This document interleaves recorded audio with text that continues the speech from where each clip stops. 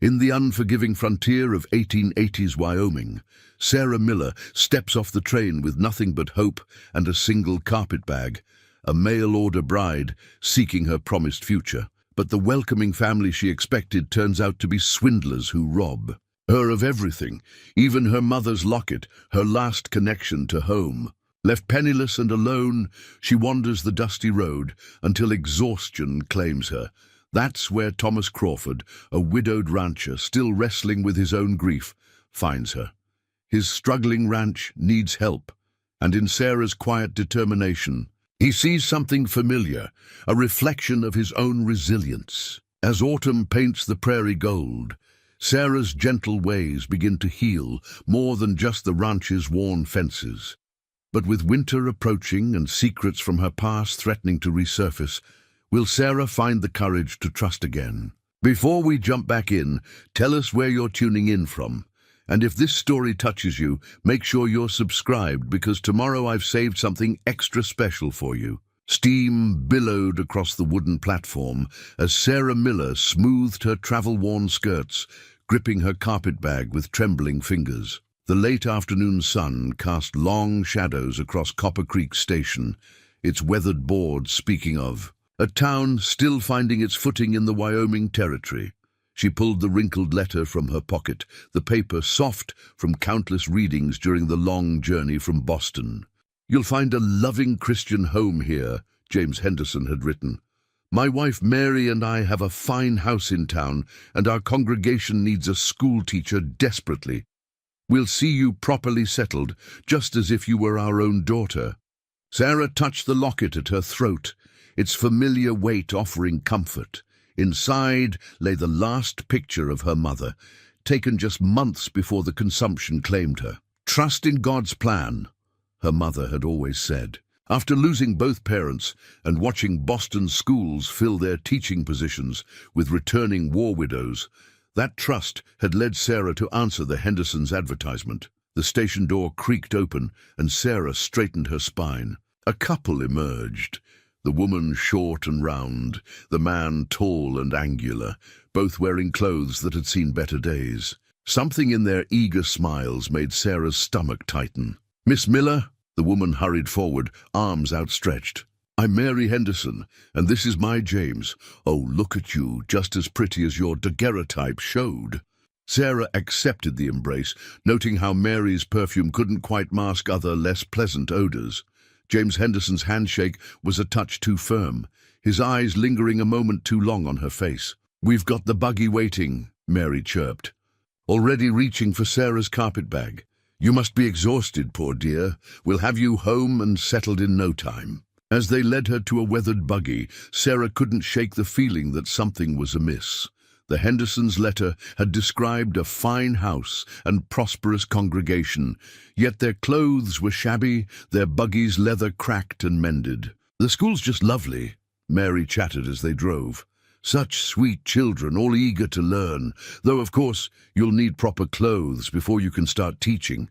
Something more suitable for our little town." Sarah clutched her mother's locket, its familiar shape grounding her as doubt crept in. She'd traded her life savings for this chance at a new beginning.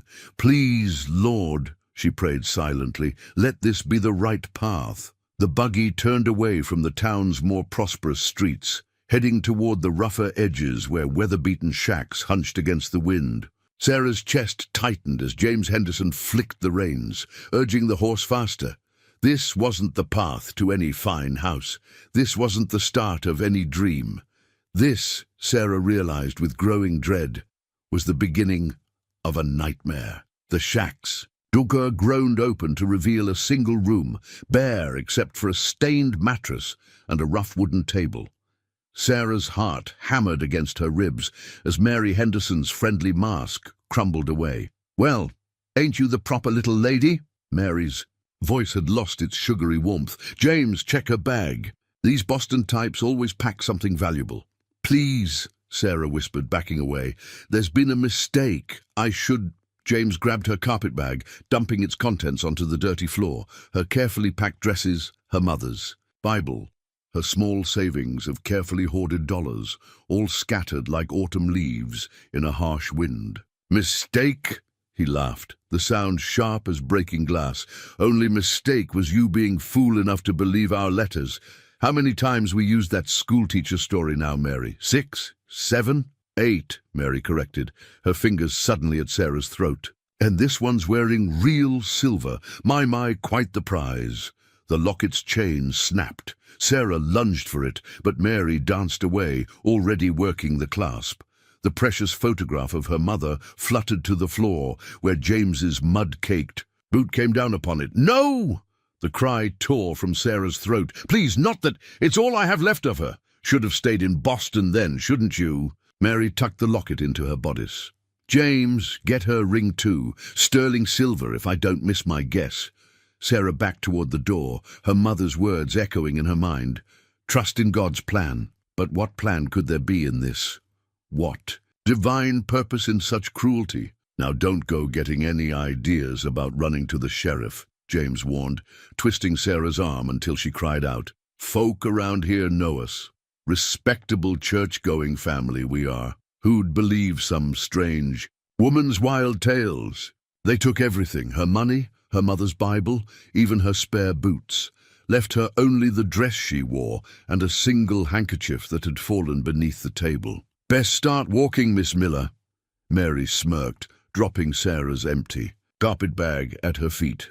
"Long way to anywhere from here, and mind you don't come back to Copper Creek. Might not be so gentle next time." The door slammed behind them.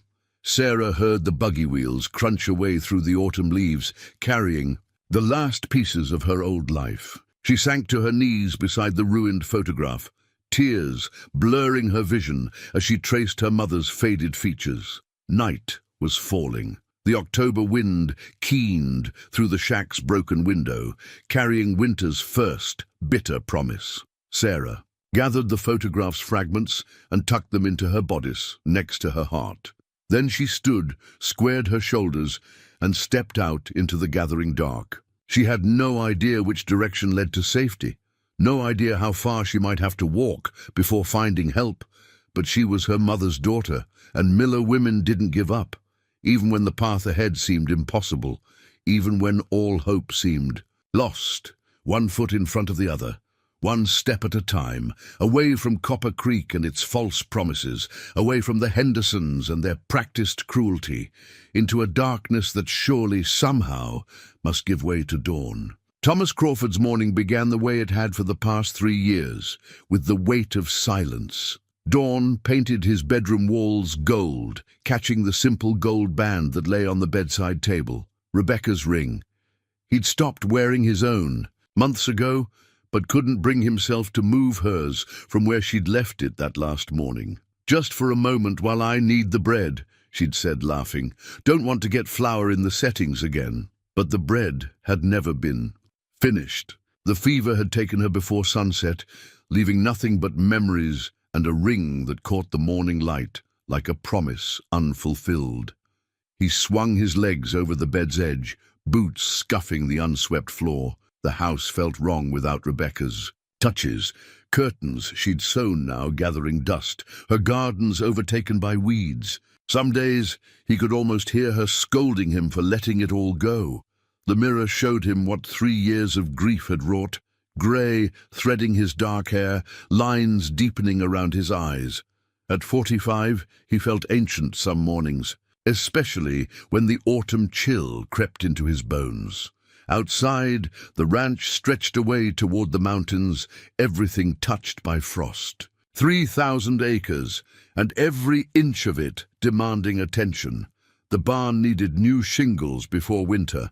The north pasture fence had holes big enough for calves to wander through. The list grew longer every day, while his ability to manage, it all seemed to shrink. "You're burning daylight, old man," he muttered, Rebecca's favorite saying coming to his lips unbidden. She'd always been the one to keep him moving, to remind him that work was the best medicine for a troubled heart. The coffee was bitter and too strong, but it got him moving. First the chickens, then the horses. Old Duke, his best working horse, nickered a greeting. The gelding had been Rebecca's favorite, gentler than any horse had a right to be. Now he seemed to share Thomas's quiet grief, his movements slower, more deliberate. "Another day, old friend," Thomas patted Duke's neck. "Just got to keep moving forward." His neighbor Jim Parker had offered to help, even suggested sending his boy over to do the heavy work. But Thomas couldn't accept. The ranch had been his dream, his and Rebecca's. They'd built it together from nothing but hope and hard work. Letting others step in felt too much like admitting defeat. The morning passed in a blur of familiar tasks. Mending tack, checking the cattle in the south pasture, adding another item to his mental list of urgent repairs. The windmill's creak kept time like a metronome, marking hours that felt increasingly empty. Mid-morning found him at Rebecca's grave, on the small hill overlooking the house. He'd planted wildflowers there that first spring, but they hadn't taken. Just another failure in a growing list. "I'm trying, Becca," he said to the quiet air. "Lord knows I'm trying, but some days—" He trailed off, watching a hawk circle overhead. She'd loved watching the hawks, always said they reminded her that God's eye was on every creature, no matter how small or lost. The wedding ring in his pocket seemed to grow heavier. He'd taken to carrying it with him, though he couldn't say why. Maybe because leaving it in that empty house felt like abandoning her memory. Or maybe because its weight reminded him that he'd once known how to love something more than his own solitude. A distant rumble of thunder drew his attention. Westward, storm clouds gathered over the mountains, promising an early taste of winter. He'd need to check the creek crossing before the rain hit, make sure no debris had gathered that might cause flooding. Burning daylight, he reminded himself, turning away from the grave. But Rebecca's voice seemed to follow him down the hill, carrying a whisper of the joy that had once filled these acres. Sometimes he wondered if he'd forgotten how to hear it, or if he'd simply stopped listening. Duke stamped impatiently as Thomas saddled him, eager to be moving. At least someone still had purpose, still knew their path forward. Thomas swung into the saddle, feeling every one of his years in the movement. "Right then, old boy. Let's see what trouble we can head off before that storm hits." But as they rode toward the creek, Thomas couldn't shake the feeling that something was about to change. Maybe it was the storm coming in, or maybe just his mind playing tricks. Either way, the day suddenly felt different, heavier with possibility than any morning had in 3 long years.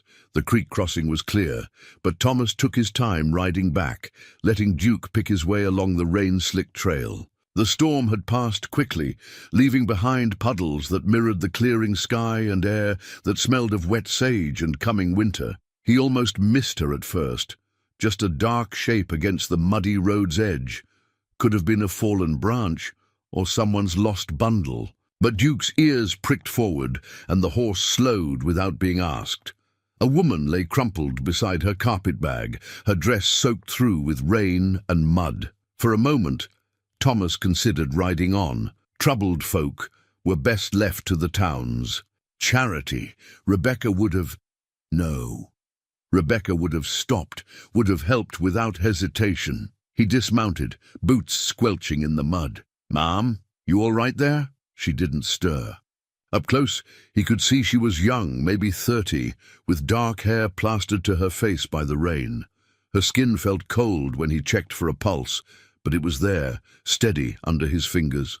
The carpet bag beside her was expensive leather gone to ruin, its brass fittings tarnished and one handle hanging loose, almost empty when he lifted it, containing only a ruined photograph and a muddy handkerchief. "Ma'am?" He touched her shoulder gently. "Can you hear me?" Her eyes fluttered open, fever bright in her pale face. "Please," she whispered, "don't hurt me." The words hit him like a physical blow. What had happened to put that fear in her voice? "No one's going to hurt you. I'm Thomas Crawford.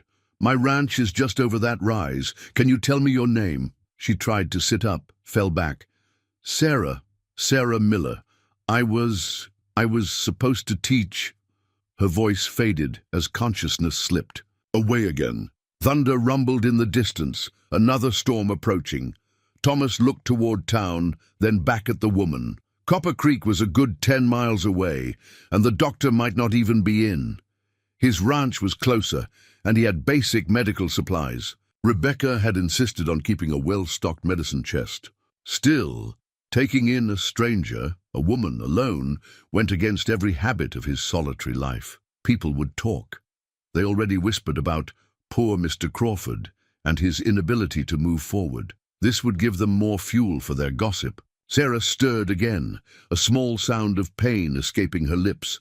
The bruise on her wrist told its own story, dark against her pale skin. "Damn it all," Thomas muttered. He couldn't leave her here, and he knew it. Rebecca would never have forgiven him. Getting her onto Duke was a challenge. She was lighter than she should have been, but managing an unconscious woman and a nervous horse took all his strength and patience. Finally, he had her settled in. Front of him, her head lolling against his shoulder. "Easy now, Duke," he soothed as the horse danced sideways. "Let's get her somewhere warm." The sky darkened as they rode, wind picking up with the promise of worse weather to come. Sarah mumbled something about a locket about her mother, but the words were lost in the rising wind. Thomas found himself talking to her, the way he used to talk to Rebecca during long rides. Almost there now, got a good fire going in the kitchen stove, and some of yesterday's soup to warm up. Rebecca always said hot soup could cure most anything. He paused, surprised by how naturally her name had come to his lips. He'd avoided speaking it aloud for so long, as if saying it might make the loss feel fresh again. But somehow, with this unconscious stranger sharing his horse, the name felt right. Like Rebecca was watching, approving of this break in his solitude. The ranch house came into view just as the first heavy drops began to fall. Thomas looked down at Sarah's face, peaceful now, despite the fever's flush. "Well, Miss Miller," he said softly, "welcome to Crawford Ranch, though I suspect neither of us knows quite what we're getting into here." Duke picked up his pace as the rain began in earnest, carrying them toward the house that had stood empty of all but memories for far too long. Sarah woke to unfamiliar shadows and the scent of coffee. Sunlight filtered through faded curtains, illuminating a simple room with worn but clean furnishings. Her fever had broken sometime in the night, leaving behind a hollow clarity and the memory of gentle hands pressing a cool cloth to her forehead. Moving carefully, she sat up.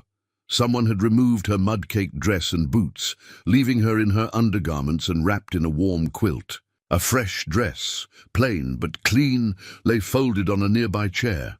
The events of yesterday crashed back, the Hendersons, her mother's locket, wandering lost in the rain. Then a man's voice, a horse's steady gait, and finally, blessed darkness. The dress fit poorly, clearly made for someone taller, but it was better than her ruined clothing.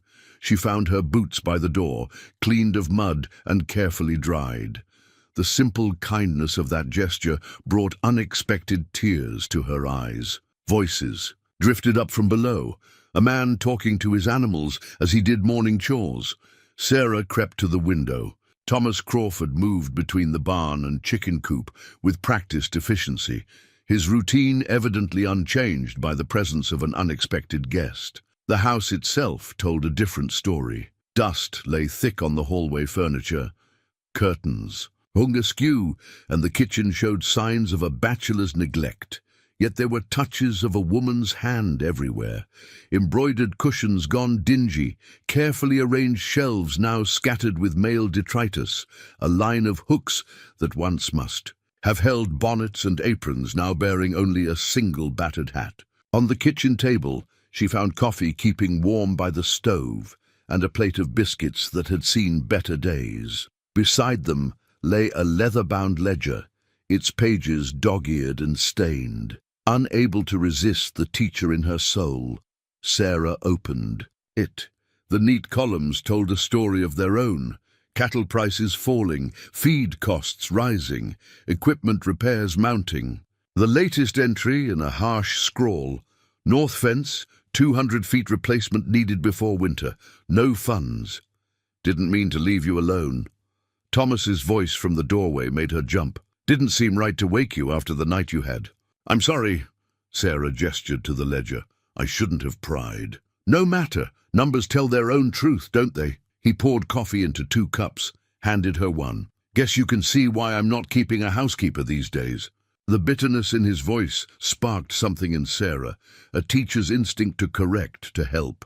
Mr. Crawford. Thomas. I may not have much, but I do have my health and my gratitude. Let me earn my keep, at least until I can make other arrangements. He studied her over his coffee cup, eyes dark with consideration. The Hendersons did this to you? Sarah's hands tightened on her cup. You know them? Know of them. They've done this before, though most victims don't make it this far from town. He paused. Sheriff's a friend of theirs, I hear. I have nowhere else to go, Sarah admitted. The words tasted of ash and failure. Thomas set his cup down carefully. Ranch needs attention, I can't give it alone. House too, but it's hard work. Miss Miller, and I'm not an easy man to live with these days, Sarah. And I'm not asking for charity, just a chance to work, to rebuild. She met his eyes steadily. I may look delicate, Mr. Crawford, but I'm stronger than I appear. Something shifted in his expression, recognition, perhaps, of a fellow survivor. We'll try it for a week, see how it suits us both. He stood, reached for his hat. There's breakfast things in the pantry, if you've a mind to cook. I need to check the north pasture. At the door, he paused.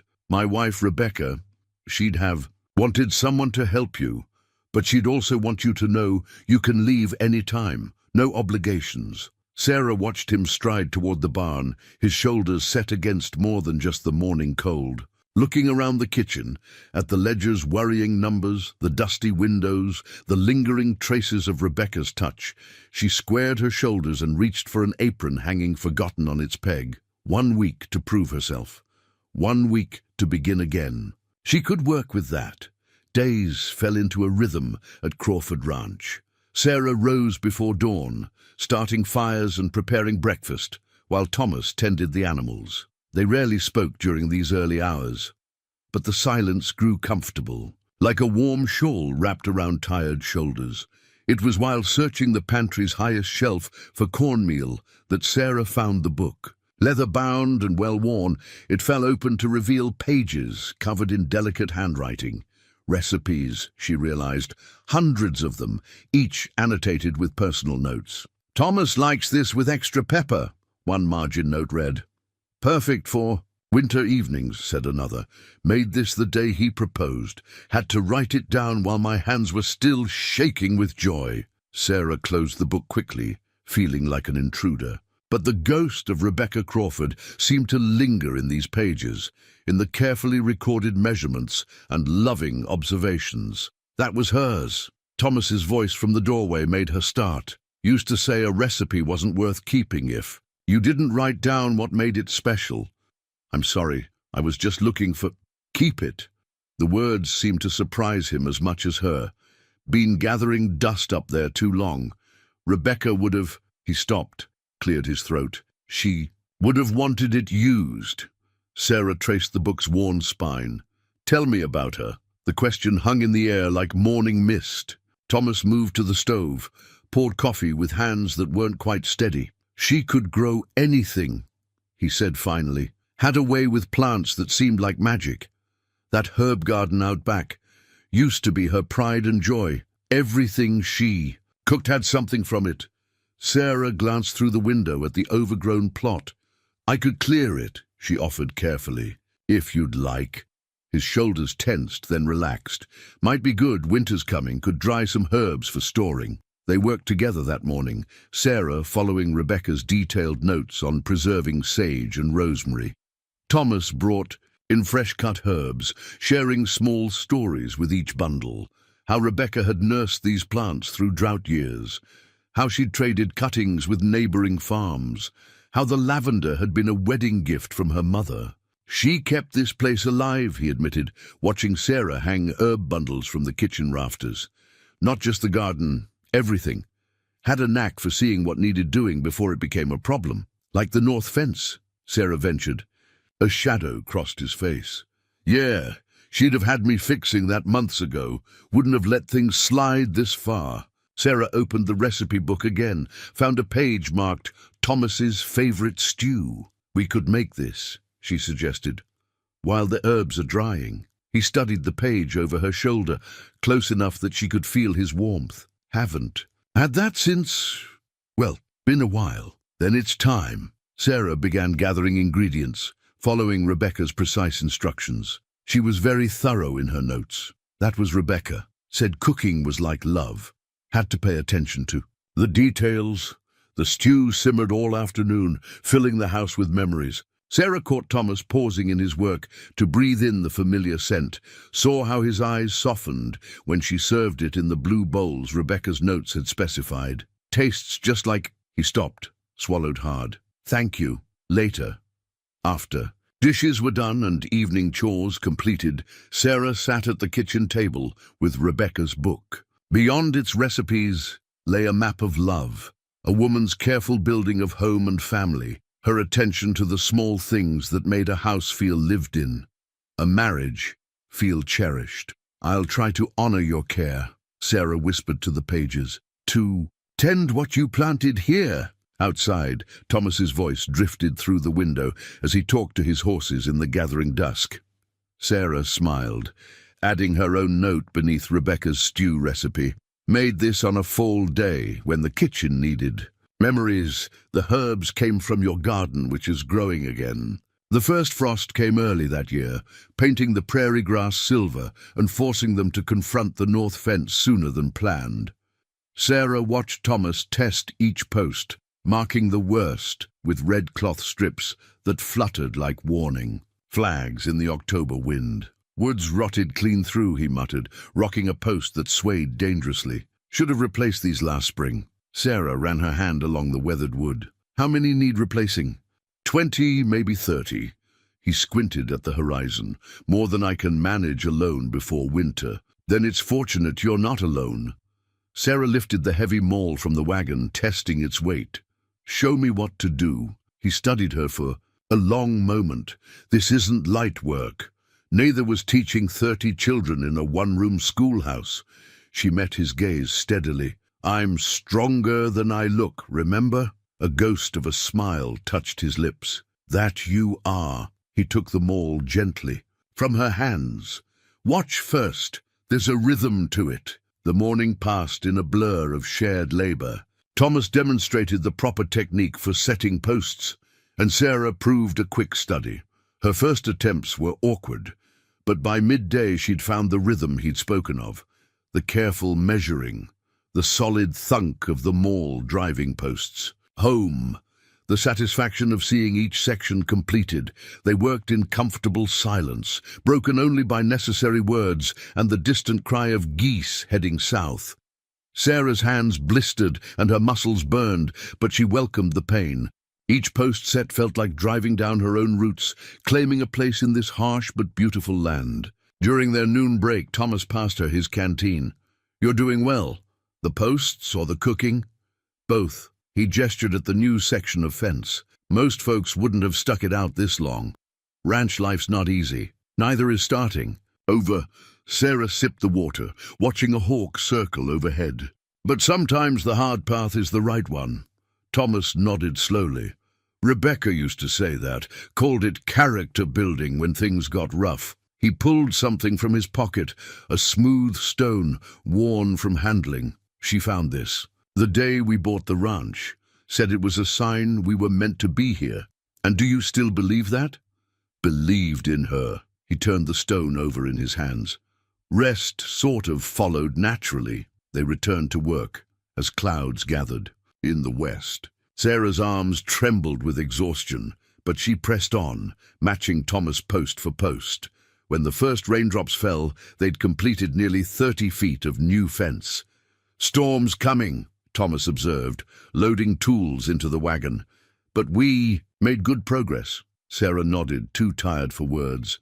Her hands were raw despite the work gloves he'd lent her, and every muscle screamed protest. But looking at the straight line of new posts running north, she felt a fierce pride.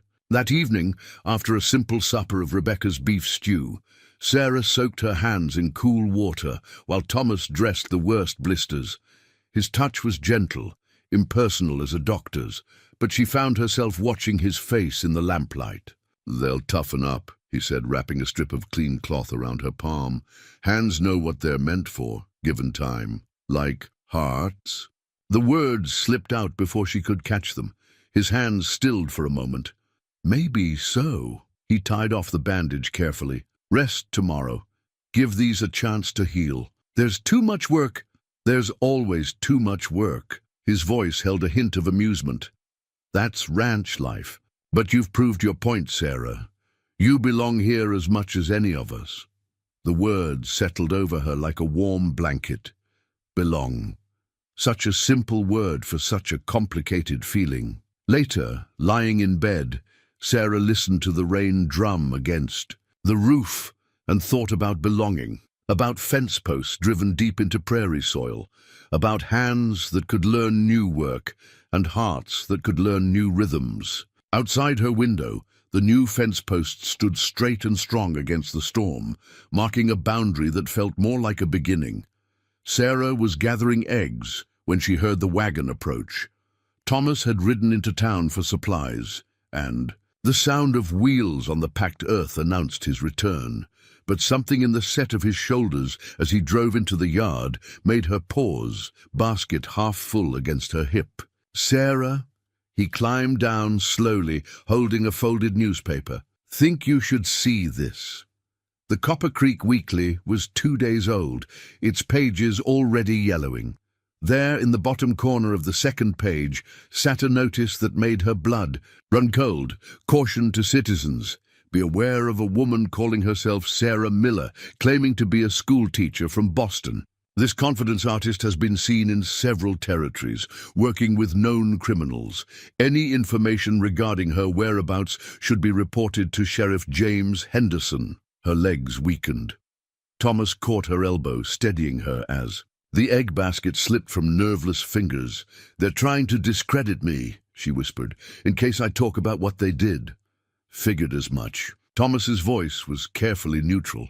"Want to tell me the truth of it?" Sarah looked up at him, seeing no judgment in his weathered face. "I am a teacher. Was a teacher. Everything I told you about Boston was true." She drew a shaky breath. "But there's more." He nodded toward the kitchen. "Better tell it over coffee." Inside, while Thomas stoked the stove and set water to boil, Sarah forced herself to face the memories she'd been running from. "I answered their advertisement in good faith," she began, "but they weren't the first family I'd written to. There was another position in Nebraska Territory. The family seemed perfect in their letters. A widower with 3 children needing a governess."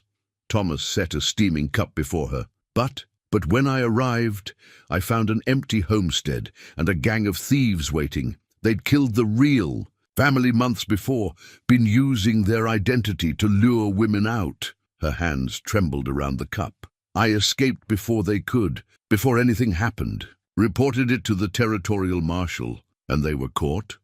Sarah nodded. 2 hanged, but their friends swore revenge. Said they'd find me someday. She met Thomas's eyes. "That's why I came so far west. Why I was desperate enough to trust the Hendersons without proper references."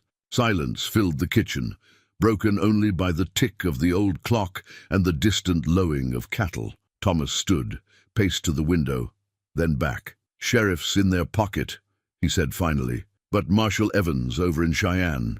He's honest. Could ride out there, tell him what happened." "No!" The word burst from her. "Please. I can't face another courtroom, more men questioning my story, my character." She fought to steady her voice. "I'll leave tonight. You've been kind, but I won't bring trouble to your door." "Like hell you will." The quiet force in his voice stopped her. "You think I care what those vultures print? I've watched you work yourself to exhaustion fixing my fences, seen you bring life back to Rebecca's garden, tasted the meals you cook from her recipes." He laid his hand on the table, fingers spread. "You belong here, Sarah Miller, unless you want to leave." Tears blurred her vision. "I don't. God help me, I don't want to leave." "Then we'll face it together." He pulled a chair close, sat facing her, but no more running. Running just tells them they have power over you. Sarah wiped her eyes with trembling fingers. The townspeople will talk. Let them. Truth has a way of coming out. He touched the newspaper gently. Henderson's made a mistake. Publishing this gives us proof of their scheme. Us? The word felt fragile as new ice. Us? Thomas's voice held the same quiet certainty he brought to everything. You're not alone anymore, Sarah. About time you accepted that. Outside, clouds gathered over the mountains, promising early snow. But in the warm kitchen, Sarah felt something shift inside her, like a wound finally beginning to heal, or a bird finding its way home after a long winter. She reached across the table, laid her hand beside his, not touching, but close enough to share warmth. "Tell me what we do next," she said softly. And as Thomas began to outline their plan, Sarah realized she was no longer watching the road for chances to flee. For the first time since Boston, she was ready to stand her ground. The letter arrived with the first snow, carried by Jim Parker's boy, who'd been to town for supplies. Thomas recognized the marshal's seal before he even broke the wax. "Came express from Cheyenne," young Billy explained, stomping snow from his boots. Pa said it looked important. Inside, Sarah was kneading bread, her hands strong and sure in the morning light. She'd grown more confident in Rebecca's kitchen, adding her own touches to the old recipes. But her fingers stilled when she saw the envelope in Thomas's hands. "Marshal Evans wrote back," he said quietly, once Billy had gone. "Seems we weren't the only ones making inquiries about the Hendersons." The letter contained a second paper. Wanted poster that made Sarah sink into a kitchen chair. There, in stark black ink, were Mary and James Henderson's faces, along with a list of aliases and known crimes that covered half the page. 7 women, Sarah whispered, reading. 7 others before me, all across the territories. Her voice. Caught. 2 didn't survive. Thomas laid the poster on the table between them. "Marshall's been building a case for months. Seems the Hendersons didn't just work Copper Creek. They'd move on when suspicions grew, set up the same scheme in new towns. All those women, all those lives they ruined." Sarah traced the list of aliases with a trembling finger. "And I thought I was alone." "You were the first to escape with proof." Thomas tapped the poster. "Marshall says your photograph pieces and that handkerchief you kept, they match evidence from other cases. He's been waiting for something solid like this." Sarah stood abruptly, went to the window. Outside, snow erased the boundaries between earth and sky, much as it had that day. She'd wandered lost. What happens now?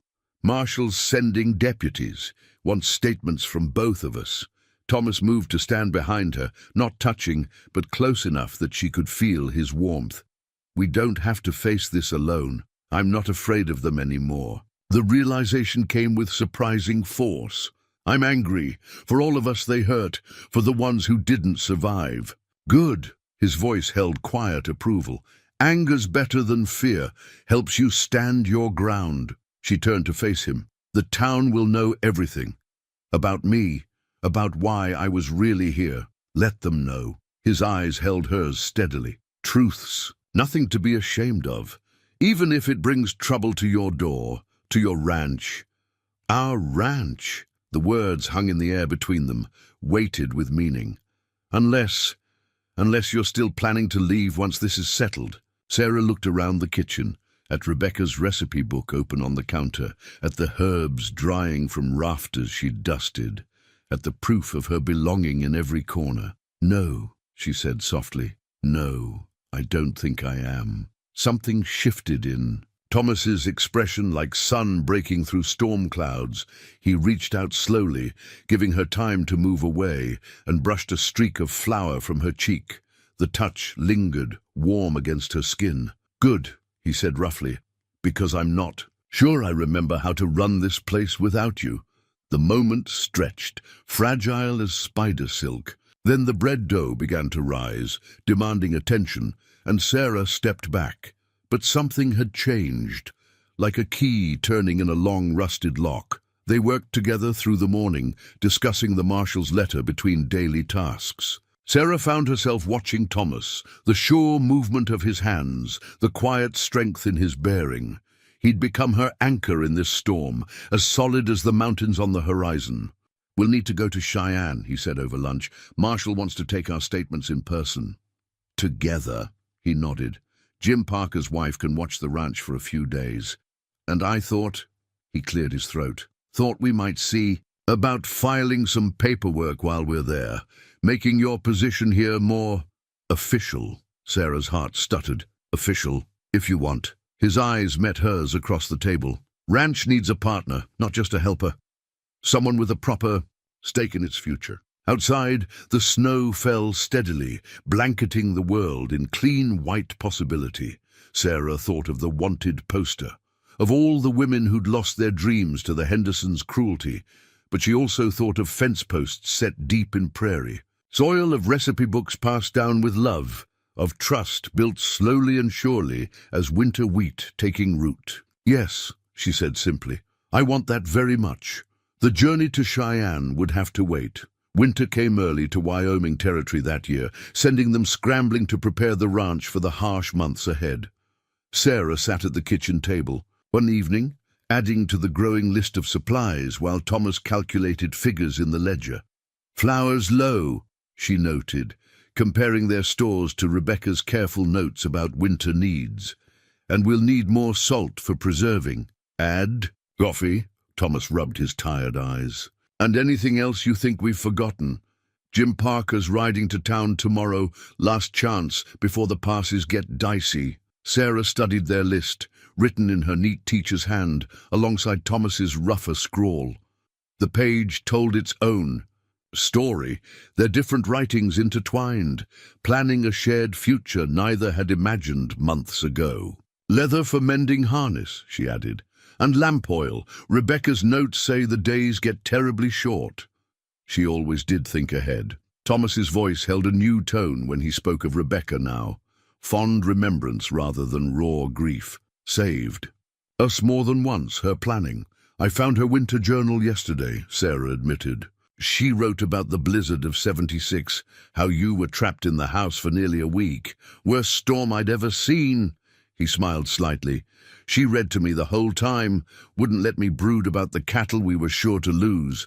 Turned out they'd found shelter in the South Canyon, every last one."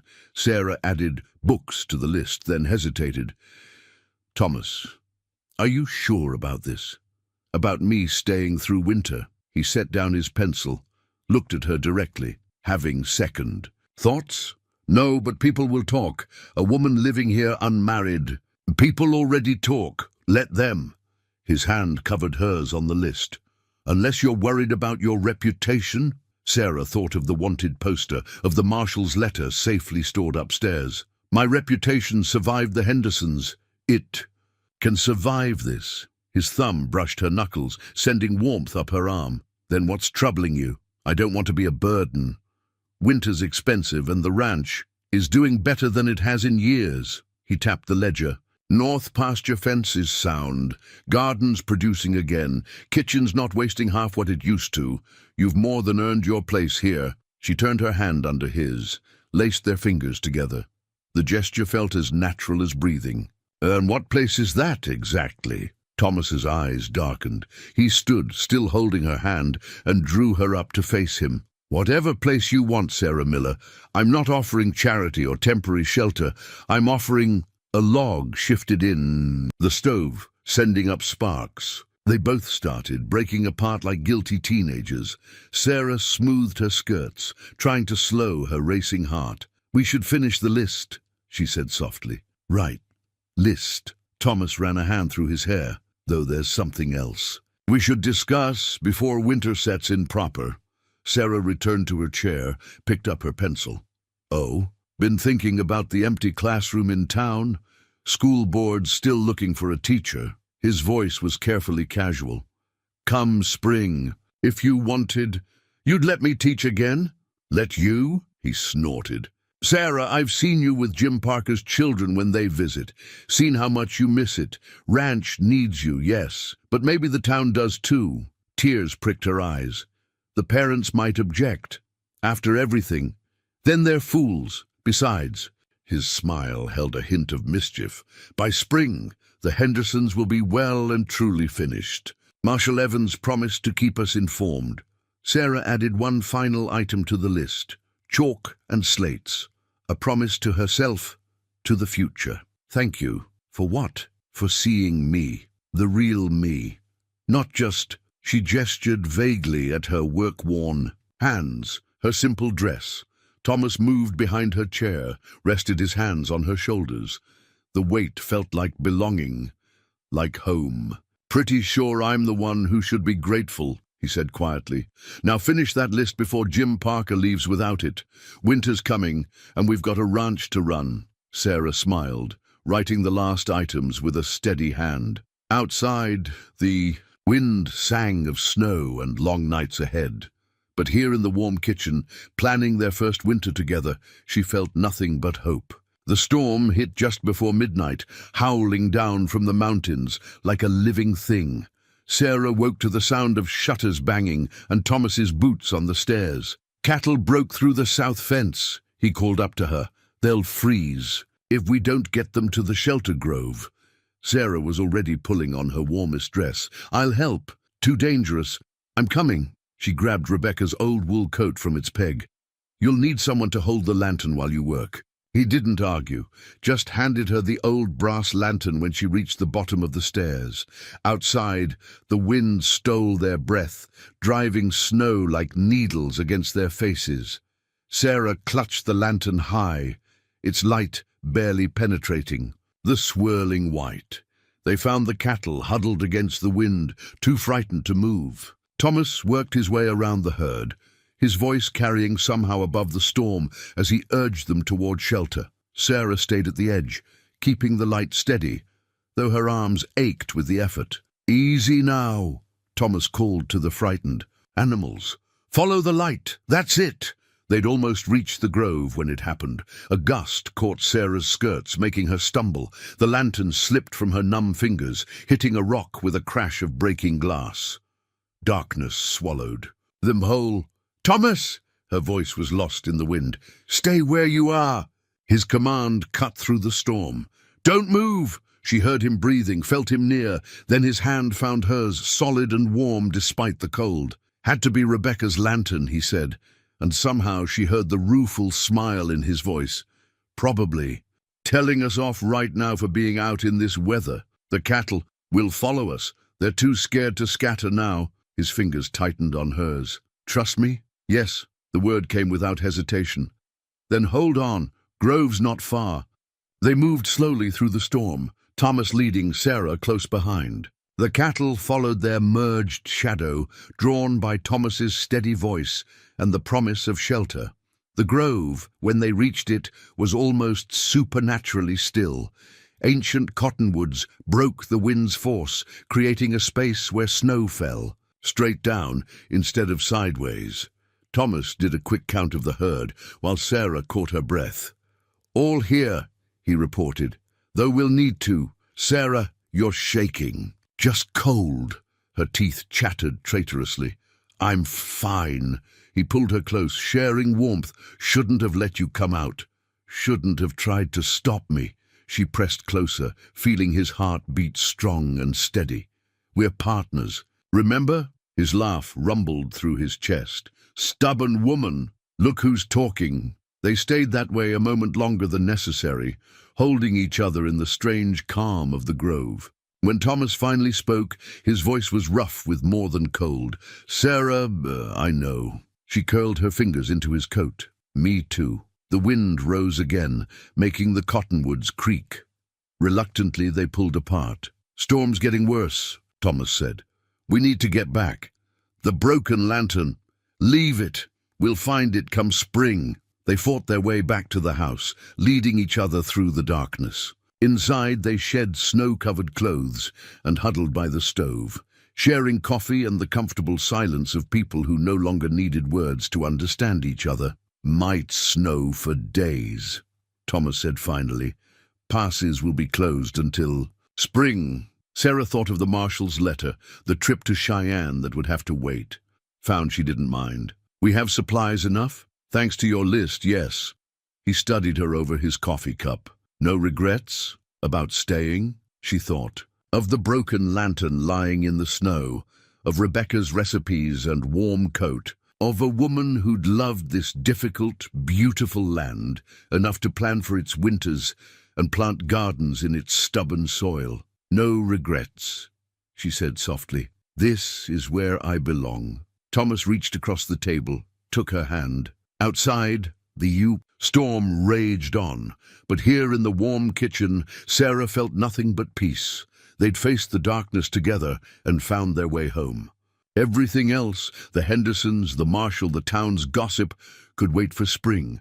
For now there was just this, the sound of wind in the eaves, the warmth of joined hands, and the quiet certainty of having found at last the right path. Home. The storm lasted 3 days, bringing the deepest snow Sarah had ever seen. On the 4th morning, she found Thomas in the sitting room, holding an old quilt she'd discovered in the attic weeks ago. "Rebecca started this the winter we were married," he said, fingers tracing the intricate pattern. "Never did finish it, always said she'd get to it come spring." Sarah recognized the design from Rebecca's notebook, a variation on wedding ring, appropriate for a new bride's hopes. But the pieces had come apart over the years, the careful stitching surrendering to time and grief. "I've been mending it," she admitted. "In the evenings, while you do the ledgers. I hope you don't mind." He spread the quilt across his lap, finding her newer stitches among Rebecca's original work. "Different pattern here? Log cabin." Sarah touched the section she'd added. It seemed right, building something new while honoring what came before. Their eyes met over the quilting, and something shifted in the quiet morning air. Thomas laid his hand over hers, warm against the fabric they both held. "You've done that a lot," he said softly. "Building new while honoring old. The ranch needed both." She turned her hand in his, their fingers interlacing naturally. "And so did we, I think." Outside, sunlight glittered on fresh snow, and the cattle they'd saved lowed contentedly in their sheltered grove. The storm had changed more than just the landscape, clearing away the last barriers between them as surely as it had erased the boundaries of earth and sky. "Got word from Jim Parker yesterday," Thomas said, still holding her hand. "Marshall's deputies reached Cheyenne before the storm. Henderson's tried to run, but—" he smiled slightly. "Seems they weren't as good at surviving winter as some folks." Sarah felt the last weight lift from her shoulders. "So it's over? Papers say they'll hang in spring." His thumb brushed her knuckles. "You'll never have to fear them again." She looked around the sitting room, at Rebecca's quilt in their joined hands, at the photographs on the mantel, at all the pieces of past and present that had slowly knit themselves into something whole. "I stopped fearing them weeks ago," she realized. "Somewhere between mending fences and surviving storms." Thomas tugged gently on their joined hands, drawing her closer. "Sarah Miller," he said roughly. "I've been trying to find the right words." "Then don't use words." She touched his cheek, feeling the slight tremor in his jaw. "Show me." His kiss was gentle, almost hesitant, a question rather than a demand. Sarah answered by drawing him closer, letting the quilt pool forgotten in their laps. When they finally parted, his eyes held a mix of wonder and certainty that made her heart ache. "I loved Rebecca," he said quietly. "Always will, as you should." Sarah smoothed the quilt between them. "Love doesn't end just because someone's gone. It changes, grows, makes room for more. Like your log cabin pattern, like life itself." She smiled. "Rebecca knew that, I think. She left so many notes. About the future, gardens to plant, recipes to try, quilts to finish. She believed in tomorrow, even knowing she might not see it." Thomas gathered her close again, his arms sure and strong around her. "And what do you believe in, Sarah Miller?" She thought of the schoolroom waiting in town, of the ranch's ledgers showing careful profit, of the herb gardens sleeping under snow. I believe in redemption, she said softly, in second chances, in love that's strong enough to heal old wounds and brave enough to risk new ones. He kissed her again, and this time there was no hesitation. When they parted, he rested his forehead against hers. Marry me? Yes. The word came easily, naturally, as breathing. Though the town will talk. Let them. We'll weather it together. Sarah picked up the quilt, studying the place where her stitches met Rebecca's. Like we weathered the storm, like we'll weather everything life sends. He smiled, though preferably with less midnight rescues of stubborn cattle. She laughed, settling into the circle of his arms. Outside, the winter sun climbed higher, making the snow-covered ranch glitter like diamonds. Inside, wrapped in a quilt that bridged past and present, Sarah and Thomas held each other, knowing they'd found something rare and precious, a love built on understanding, strengthened by shared purpose, and blessed by the gentle ghost of a woman who'd believed in tomorrow. Spring came to Wyoming territory like a shy bride, tentative at first, then blooming with unexpected glory. Sarah stood in Rebecca's garden, now cleared of winter debris, holding packets of seeds she'd ordered from back east. Rebecca marked these as her favorites, she told Thomas, who was turning the soil with practiced care. Sweet peas for fragrance, marigolds for color, herbs for healing. She'd have liked that you remembered. He paused, leaning on his spade. Though she might not recognize the place come summer. You've changed her design some, added to it, Sarah corrected gently. The herb section's larger because we're supplying the doctor now. And I thought, with the school starting next month, we might add a teaching garden, show the children how things grow. Thomas smiled at the enthusiasm in her voice. Speaking of the school, Jim Parker brought news from town. School boards approved. Your appointment, unanimously. Even after everything with the Hendersons? Especially after. Seems Marshall Evans wrote them quite a letter about your character. He crossed to her, brushed dirt from his hands. Though having the richest rancher in 3 territories speak for you probably didn't hurt. Sarah raised an eyebrow. Richest rancher? Well, he grinned, maybe not quite, but the winter contract with the army for our beef helped, as did someone's careful management of our stores. She touched the seed packets thoughtfully. I've been meaning to talk to you about that. The store in town's for sale. I thought perhaps with my teaching salary and the ranch's improved profits, a shop of our own. His eyes lit with interest. Selling what? Seeds, to start. Garden supplies, then maybe dry goods eventually. Rebecca's notes mention how hard it was getting proper supplies out here. Always thinking ahead, aren't you? He drew her close, not caring about the dirt on his clothes. Like those seeds, planning for summer before spring's properly started. Is that a yes? It's an I trust you. He kissed her softly. Though we should wait till after the wedding. Give the gossip something else to talk about first. Sarah laughed. As if they haven't been talking since winter.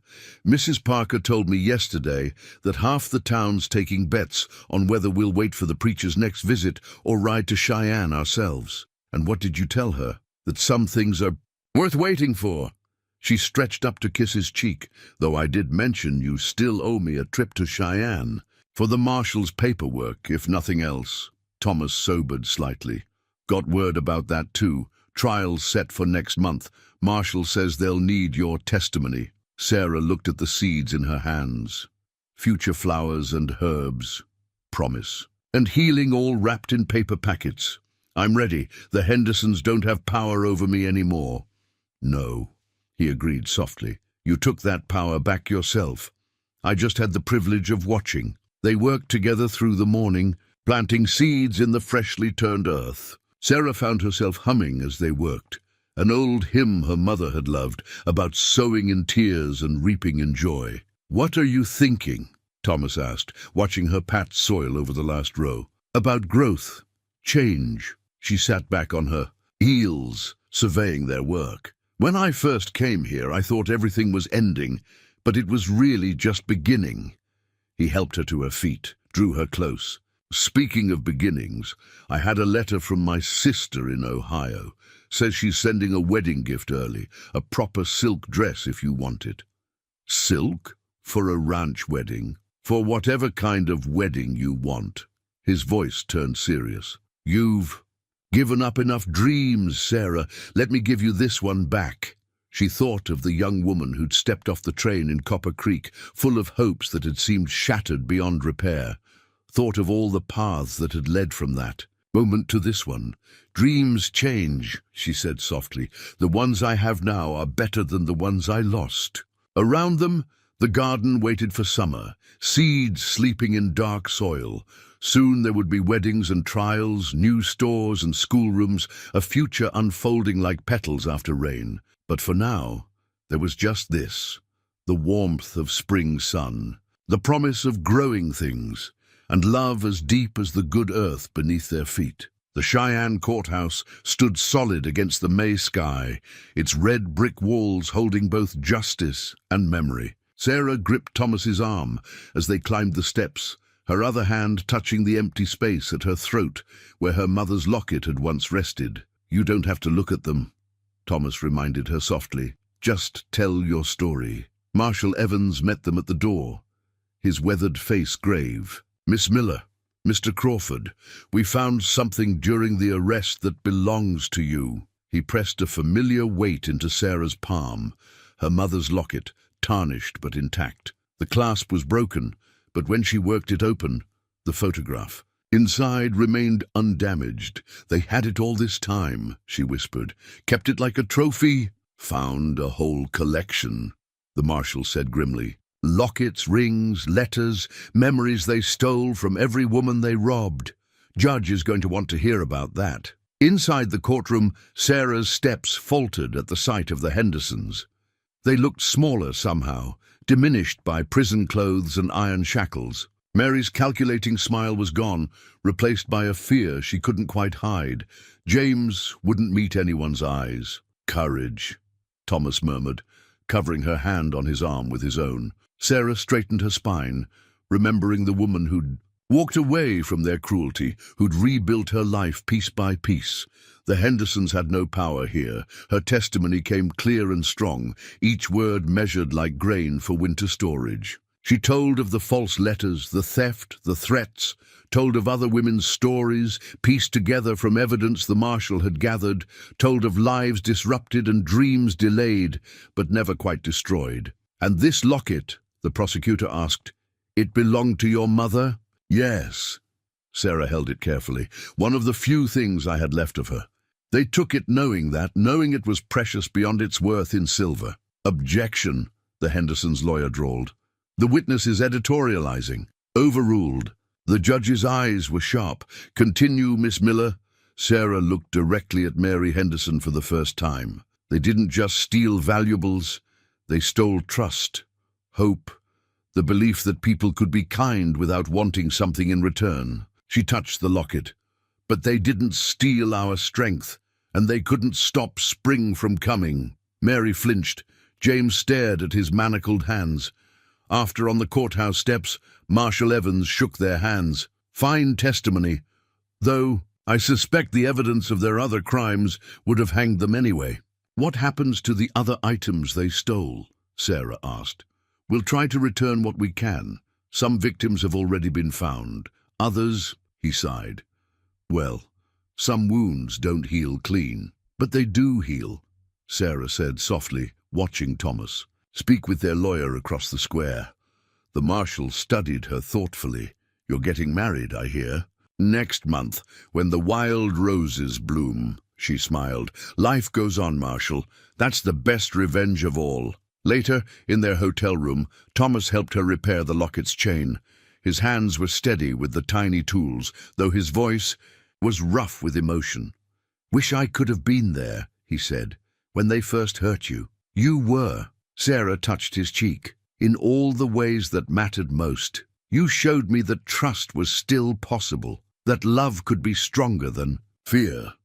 He closed the repaired clasp carefully around her neck, let his hands linger on her shoulders. You did that yourself. I just watched and admired, and loved me. and loved you." He turned her to face him, though God knows I fought against it at first. Thought my heart was finished with such things. Sarah touched the locket, whole, again at her throat. Hearts are stronger than we think. They can survive almost anything. Even Henderson's? Even them. She stepped into his embrace. They'll hang tomorrow, and we'll go home. Plant our garden, plan our wedding, build our future. Living well really is the best revenge. Through the hotel window, they could see the prison where the Hendersons waited for morning. But its shadows couldn't reach them here. They had survived. Winter's storms and spring's trials. Tomorrow would bring justice, and after that, a lifetime of seasons to share. The morning after the Hendersons' execution dawned clear and cool. Sarah found Thomas in the hotel's sitting room, studying papers spread across a small table. "Couldn't sleep?" she asked, touching his shoulder. "Had some things to finish." He covered her hand with his. "Come sit. There's something we need to discuss." The papers were legal documents, she realized. The ranch's deed and other official forms she didn't recognize. Thomas pushed one across. To her. "Had our lawyer draw these up yesterday, partnership papers." He met her eyes steadily. "Want to do this properly before the wedding. Make you full owner alongside me." Sarah stared at the document, her vision blurring. "Thomas, the ranch is your life's work, yours and Rebecca's. I can't—" "You already have." He pulled out the ranch's ledger. "Look at the figures. Really look. We've doubled our profits since autumn, the army contract, the new garden supplies business, the school position. Those were your ideas.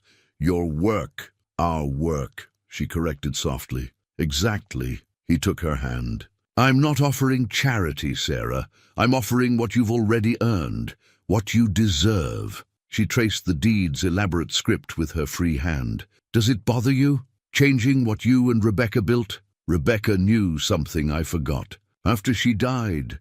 He smiled slightly.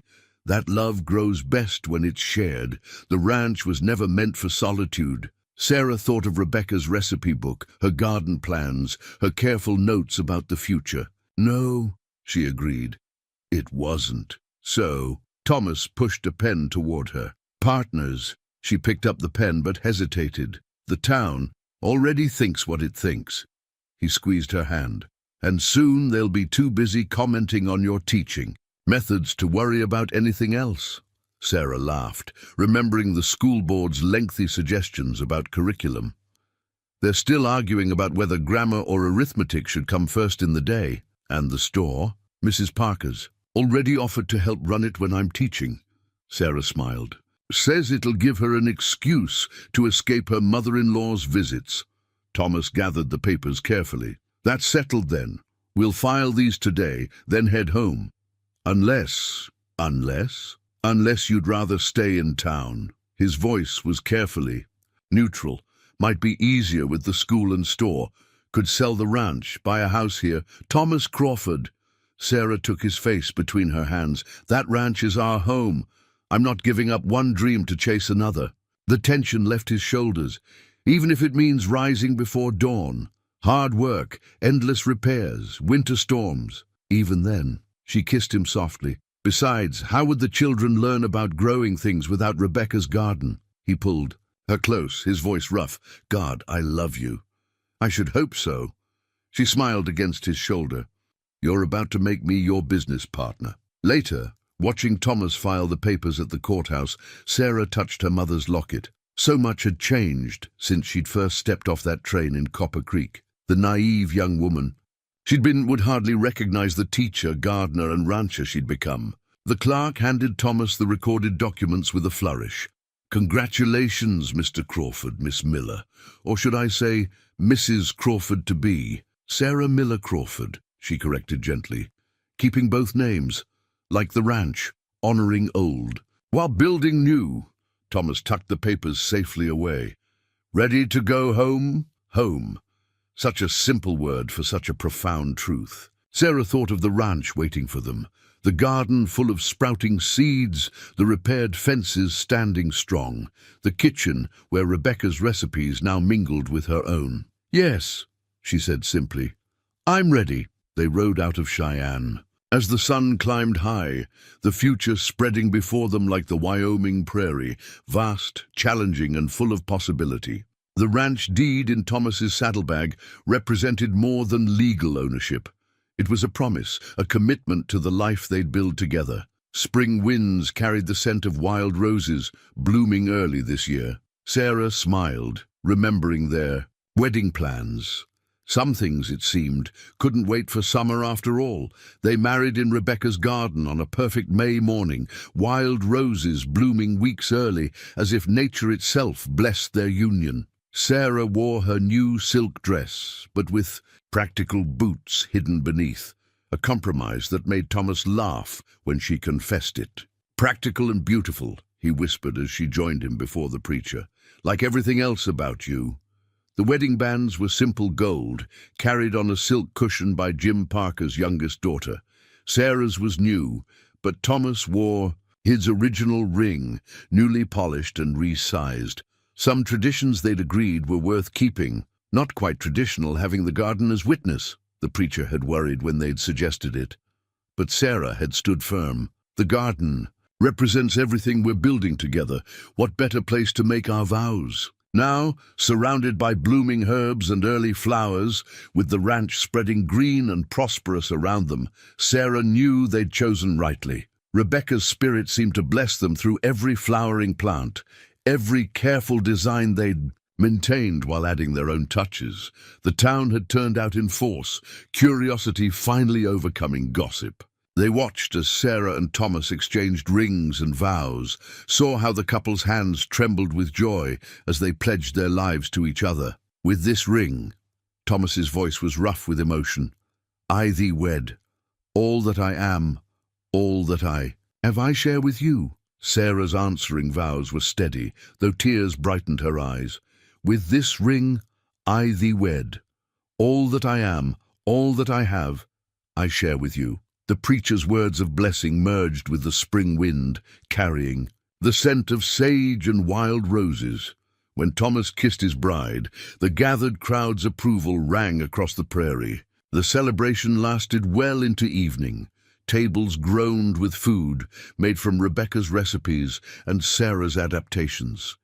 Children played among the garden beds, carefully avoiding the newly planted sections. Marshall Evans, who'd ridden from Cheyenne for the occasion, danced with every willing lady and pronounced the ranch's transformation nothing short of miraculous. "Though not as miraculous as you two finding each other," he told Sarah during their dance. "Some might call it chance, but I call it providence." Sarah watched Thomas dancing with Jim Parker's wife, his smile easier than she'd ever seen it. "Sometimes the hardest paths lead us exactly where we need to be." As sunset painted the sky gold, their guests departed with well wishes and knowing smiles. Sarah and Thomas stood in their garden, wedding rings catching the last light. "Happy?" Thomas asked softly. Sarah touched her ring, then his. "Complete," she corrected. "Like we've finished a circle neither of us knew we were drawing." He drew her close. "Rebecca would have loved you, you know. Would have seen what I see, how you make everything around you bloom. I think she does see." Sarah gestured at the thriving garden, the prosperous ranch, the future they'd built from past sorrow. "She left us a foundation. We're just building on it." Later, in the quiet of their home, Sarah added her own note to Rebecca's recipe book. "Made your sweet roll recipe for our wedding feast. The garden you planted gave us roses weeks early. Thank you for leaving so much love here for us to find." "Writing to Rebecca?" Thomas asked from the doorway. "Thanking her," Sarah corrected, "for everything she left us, everything she taught us about love." He crossed to her, taking her hand so their rings caught the lamplight together. "And what did she teach us?" "That love grows," Sarah said softly. "That it can survive winter and storm, bloom again in new ways.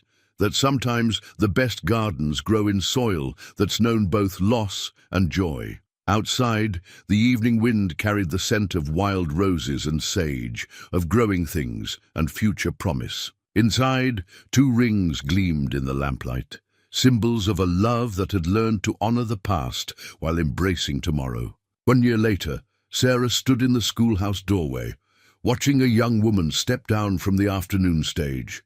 She clutched a carpetbag and a letter, her eyes wide with hope and uncertainty, so like Sarah's own arrival that the memory caught in her throat.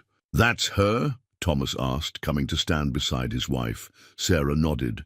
"Mary Beth Williams answered our advertisement for a shop assistant." She touched the locket at her throat.